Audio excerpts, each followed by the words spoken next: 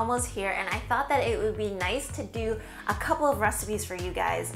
Usually for New Year's, you'll have the same types of food, and it usually is for like prosperity and health and wealth and fortune and all of that good jazz. And usually the rules for the types of food that you eat generally is usually that the names of the foods are homophones for something lucky. So for example, fish is eaten a lot because it's a homophone for, you know, extra or surplus, or like hopefully that you have surplus for the year. So today I'm going to be making the glutinous year cake. Basically it's a homophone for the NIAN, the first character is year, and then gao is actually, it means cake, but it's also a homophone for like higher or getting higher or being more prosperous during the year. So that is why we're going to be making this one today. It's actually really, really good. Typically it's made from brown sugar, but I got some palm sugar back from Thailand, super fresh, and I also think it adds kind of like a buttery, caramelly note to it. So we're gonna be using that this year. And I use a mix of rice flour to really adjust for the texture. Like some people like their cakes super kind of soft and super gooey,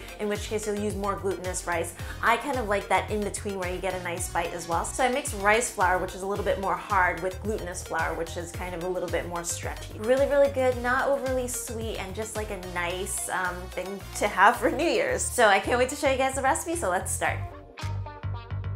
Okay, so super simple recipe. I'm bringing to a boil 1 3/4 cup of water, along with about a 1/2 cup to, 3/4 cup of palm sugar. And if you guys have never had this before, again, super buttery, super caramelly, and just amazing. So I'm really just trying to melt the sugar, and once that is done, I'm just gonna turn the heat off.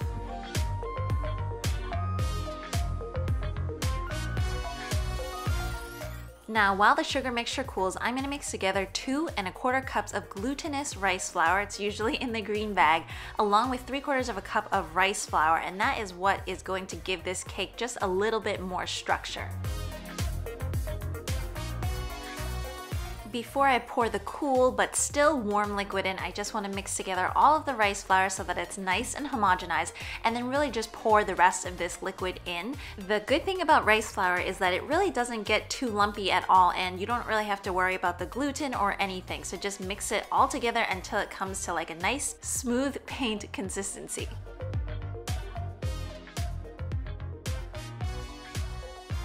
Now, I usually let this batter sit for about 30 minutes so that the starch has time to soak up all of that liquid. And then after 30 minutes, I'm gonna pour in about 1 teaspoon of oil, and that's just gonna keep this cake nice and moist. And then I'm gonna take another little bit of oil and really just grease the bottom of the pan, because this cake really just gets very, very sticky. So make sure to grease it well.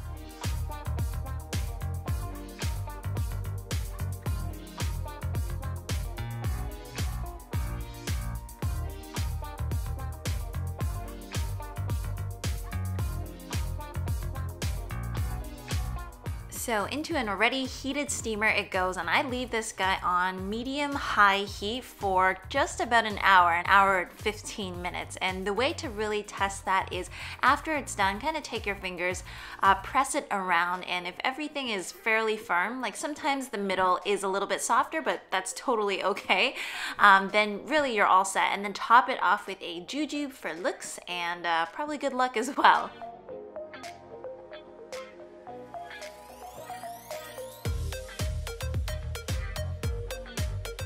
And honestly, there you go, your prosperous New Year cake. Some people will actually cut it up into pieces and then pan fry it so that it gets nice and warm again, and it gets nice and stretchy. But if it's fresh like this, you can definitely just eat it fresh. It will definitely hold in the refrigerator for at least a week, so feel free to prepare it early. Anyways, I hope you all enjoyed this Chinese New Year cake and that you will try it for February. As usual, if you want to see more recipes like this, remember to hit that like and subscribe button, and I will see you guys again next time. Bye!